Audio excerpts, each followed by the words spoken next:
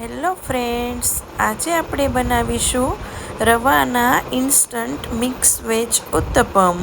તો એ બનાવવા માટે આપણે એક બાઉલની અંદર એક વાટકી રવો લઈ લઈશું. જે એક વાટકી માપે રવો લીધો છે એ જ માપથી આપણે ખાટું એક વાટકી દહીં લઈ લઈશું.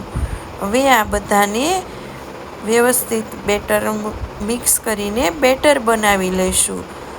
જો આપણી આ રીતનું બેટર થઈ ગયું છે, તો આ થોડું ઘટ્ટ લાગે છે, તો આપણે એમાં પાણી એડ કરીને બરાબર કન્સિસ્ટન્સી મેળવી લઈશું. પછી હવે આપણે આને 10થી 15 મિનિટ માટે રેસ્ટ કરવા દઈશું. હવે આપણે ઉત્તપમ બનાવવા માટે શાકભાજીમાં ગાજર, ડુંગળી, ટમેટાં, બીટ, મરચી અને આદું અને કોથમીરને પણ લઈ લીધી છે.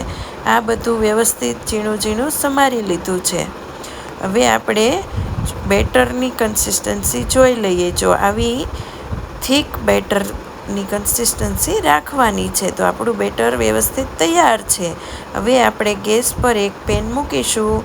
એની ઉપર તેલ ગ્રીસ કરી લઈશું અને બેટરને વ્યવસ્થિત ફેલાવી દઈશું. પછી ઉપરથી આપણે જે શાકભાજી કટ કર્યા છે એ બધા જ શાકભાજીને એક પછી એક એડ કરી દઈશું. તમારે જો એકસાથે બધા મિક્સ સબ્જી કરીને નાખવા હોય તો પણ તમે નાખી શકો છો. ઉપરથી આપણે ચાટ મસાલો નાખીશું. હવે આ ચાટ મસાલો નાખીને આપણે ઉપરથી તેલ નાખી દઈશું અને થોડીવાર માટે ચડવા દઈશું. પછી બંને બાજુથી ફેરવીને વ્યવસ્થિત શેકી લઈશું. તો આપણું મિક્સ વેજ ઉત્તપમ તૈયાર છે. Tasty tasty, yummy yummy.